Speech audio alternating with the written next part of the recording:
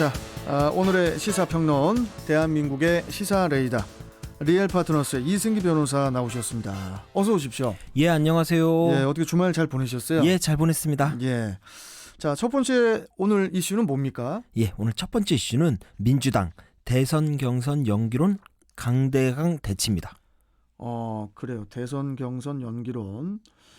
이게 지금 뭐 민주당이 또 이제 지난 18일에 그 종부세하고 양도세 또 완화하는 당론도 채택도 했고 했는데 일단 첫 번째 주제에 대해서 좀 얘기를 좀 해주시죠. 풀어주시죠. 예, 먼저 그 부분 먼저 말씀드리면은 예. 지난 18일 이제 의원총회에서 1가구 1주택에 한해 이제 종부세를 주택 공시가격 상위 2%면 부과하고 또 양도세, 비과세 기준을 현행 시가 9억 원에서 12억 원으로 상향하는 이 부동산 특이안을 당론으로 채택을 했습니다. 이 투표율이 82.2% 정도 됐는데 두 안 모두 이제 과반의 찬성을 얻었습니다.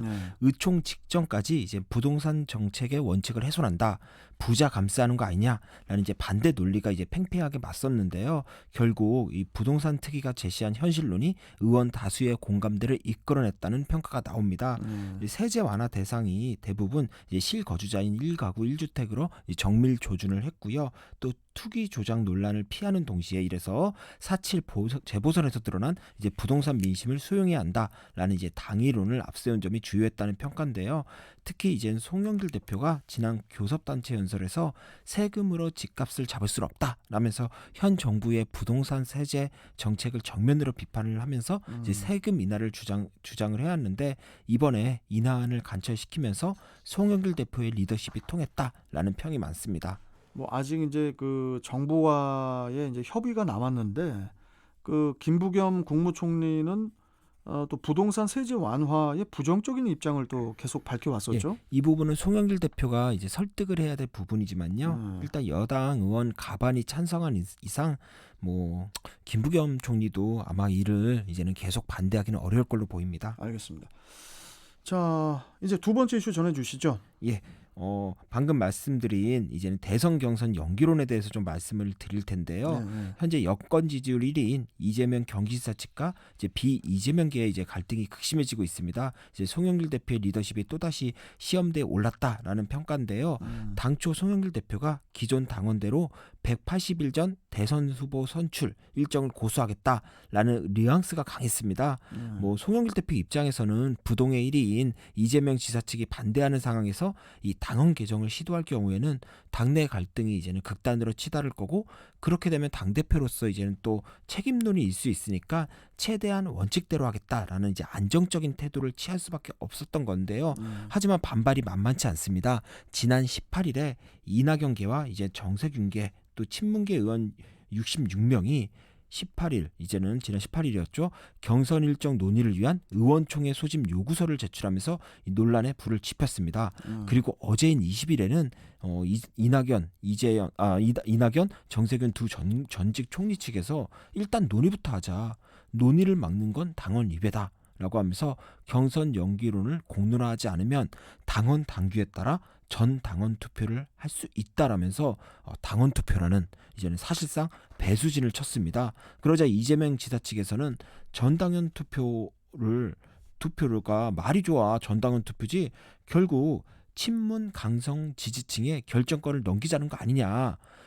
경선이 연기되는 순간 당이 파국을 맞을 거다라면서 이제 강대강 설전이 이어졌습니다.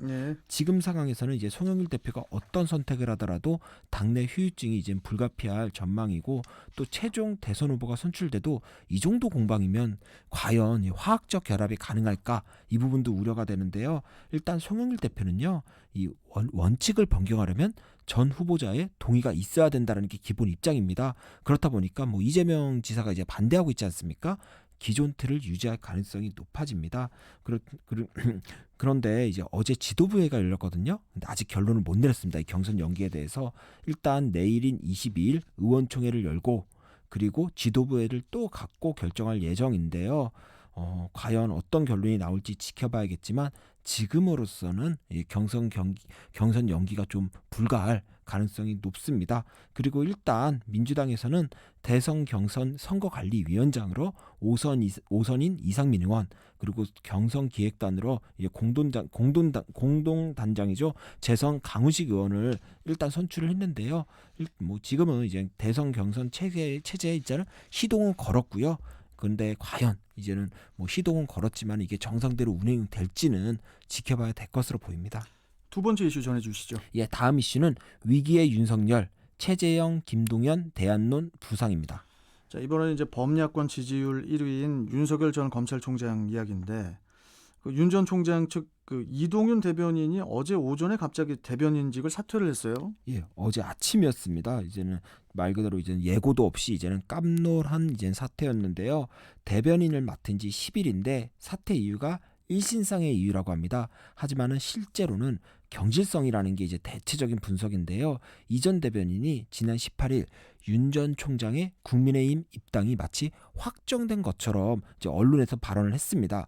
그런데 바로 2시간 뒤에 윤 전 총장이 직접 입당 문제는 경거망동하지 않고 신중히 행동할 것이라고 하면서 좀 민생 탐방을 한 후에 결정하겠다라는 입장을 밝힌 겁니다. 한마디로 대변인과 후보 간에 이제는 메시지가 완전히 어긋난 거죠. 이게 논란이 되었는데요.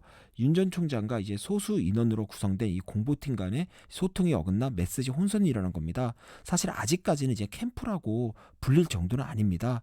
하지만 이번 사안을 보면은 윤석열 캠프가 아직 준비가 되지 않았다. 좀 더 세게 말하면 아마추어 수준 아니냐라는 평가가 많고요. 특히 더 큰 문제는 이동훈 대변인이 곧바로 사퇴 수순을 밟았다는 겁니다. 윤 전 총장이 이젠 특정 정당에서 속해 있지도 않고요. 뭐 지금 공식적으로 활동 중인 캠프 측 인사들도 이게 뭐 기존 정치권과는 좀 거리가 먼 인물들로 구성이 되어 있습니다. 이런 부분을 생각하면은 뭐 시행착오를 겪는 거 아니냐라고 해서 이해가 되는 부분이지만, 하지만 대변인이라는 중책을 맡은 분이 이 곧바로 사퇴를 하는 건 그 자체로 윤 전 총장이 좀 내 사람을 만들지 못한다, 사람 관리를 잘 못하는 거 아니냐라는 이제 측면에서는 또 마이너스로 보입니다. 윤 전 총장 자체가 이제 강골 검사, 원칙주의자 이미지가 있는데 그건 공적인 일을 할 때고, 정치에서는 이제 용인술이라고 하죠. 사람을 관리하는 능력이 좀 유연해야 됩니다. 뭐 유연한 리더십이 필요한데 실수를 해도 좀 리더로서 감싸주고 또 계속 끌고 갈 수 있어야 되는 건데, 그런 부분에서 보면 참 이번엔 좀 아쉬워 보이는 거죠. 지금 당장은 뭐 정치인 윤석열이 되기 위한 성장통으로 볼 수 있겠지만, 또 이런 일이 반복된다면 대권 주자로서 좀 치명적인 약점이 되지 않을까, 이렇게 보입니다. 자, 그런데 이제 여기에 또 그 윤석열 X 파일이 이제 자꾸 언급이 되고 있는데, 예. 그 송영길 민주당 대표가 이제 한번 언급을 하긴 했지만은, 특히 이제 보수 성향인 장성철 평론가가 해당 X 파일을 입수를 해서 확인을 했는데 방어가 어려울 것 같다고 해가지고 지금 또 논란이 되고 있어요. 예, 일단 윤 전 총장 측에서는 엑스파일에 대해서는 사실 무근이다, 대응할 가치가 없다라는 입장입니다. 그리고 이제 또 다른 대변인이죠. 그 윤 전 총장 측의 이제 다른 대변인인 이상록 대변인은 이 대권 도전 선언 시기를 뭐 6월 말이나 7월 초로 조율 중이라고 해서 지금 논란에 대해서 정면으로 돌파하겠다라는 입장을 밝혔고요.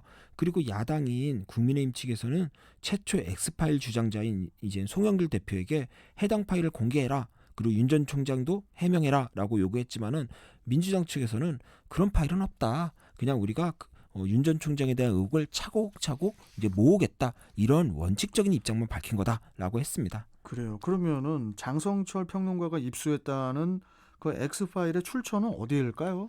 그야 뭐 이제 공개가 돼야지 알 수 있는 건데, 일단 장성철 평론가가 윤 전 총장 측에서 만약에 자료 제공을 요구한다면 제공하겠다라고 했는데 무시하겠다고 밝혔습니다. 윤 전 총장 측에서. 그러니까 공개가 되기는 어려울 것 같고요. 다만 지난 2020년 1년 동안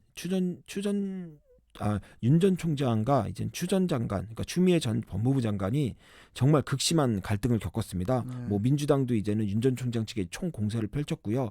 근데 그런 갈등을 겪으면서도 윤 전 총장의 지지율이 이제 대권 주자급으로 성장했다라는 건 다 아는 사실이고요. 만약 윤 전 총장을 한 방에 다운시킬 그런 카드, 그러니까 엑스파일이 있었다면 작년에 아마 진작에 오픈되지 않았을까 싶습니다. 근데 그런 한 방이 없었습니다. 오히려 직무정지나 뭐 징계 처분과 같이 이제 나중에 법원에서는 이제 좀 뒤바뀐 이런 무리수로 윤 전 총장을 좀 압박을 했고, 그 결과 오히려 윤 전 총장이 좀 희생양 이미지가 좀 생겨서 오히려 좀 플러스 요소가 있었습니다. 그렇게 본다면 지금 말하는 엑스파일도 그간 윤 전 총장에게 제기된 각종 의혹, 특히 처가에 대한 의혹이 좀 정리된 수준이 아닐까 이렇게 조심스럽게 예상합니다. 자, 그리고 이제 꾸준히 그 대권 주자군으로 계속 언급되어 왔는데 김동연 전 경제부총리도 대권 출마 선언이 임박했다는 그런 보도가 나오고 있습니다. 그 윤 전 총장 입장에서는 이제 경쟁자가 계속 늘어나는 그런 모양새예요. 김동연 전 부총리가 이제는 뭐 자서전을 출간하면서 출마 선언을 할 거다라는 얘기가 나오는데, 이 현 정부 쪽 인사입니다. 하지만 지금 분위기로는 범야권, 그러니까 작게는 이제 국민의힘 후보로 나설 가능성이 높다는 평가가 많고요. 예. 그리고 또 한 명의 후보가 있는데요. 바로 최재형 감사원장입니다. 예. 이 역시도 이제는 현 정부 인사지만은 또 국민의힘 측 인물로 또 분류가 되고 있습니다. 사실 국민의힘 입장에서는 유력 주자들이 많아지는 거니까 상당히 좋습니다. 하지만 또 이면을 보면 꼭 그렇진 않은 게, 아무래도 국민의힘이 최근 4.7 재보선에서 대승을 했고 이준석 대표 체제가 들어서면서 혁신 이미지까지 얻어서 당 지지율이 1위지만 역설적이게도 자당 후보들의 이 대권 지지율이 상당히 낮습니다. 그러니까 당 밖에서 제3의 후보들이 나타나면 다 국민의힘 입당에 관심을 보이는 걸로 이렇게 이제 언론이 이제 조명을 하는데요. 네. 어쩌면 지금 분위기는 누가 먼저 국민의힘의 마음을 얻느냐입니다. 그런데 윤 전 총장, 이렇게 경쟁자들이 나타나는 상황에서 자칫 입당을 계속 미루다 보면 이게 자충수가 돼서 이제 실기할 수 있다라는 평가가 있습니다. 결국 윤석열, 김동연, 최재형, 그리고 국민의당의 안철수 대표까지 지금 제3지대에 머무는 유력 주자 중에 누가 먼저라도 이제 국민의힘에 들어가면 그때부터는 입당 러시가 일어나지 않을까 이렇게 보입니다. 네, 그 대선의 시간표가 점점 더 빠르고 예. 더 복잡하게 흘러가는 그런 모양새네요. 네. 자, 오늘 말씀 여기까지 듣겠습니다. 고맙습니다. 예, 감사합니다. 자, 시사평론가 리얼파트너스의 이승기 변호사와 함께했습니다.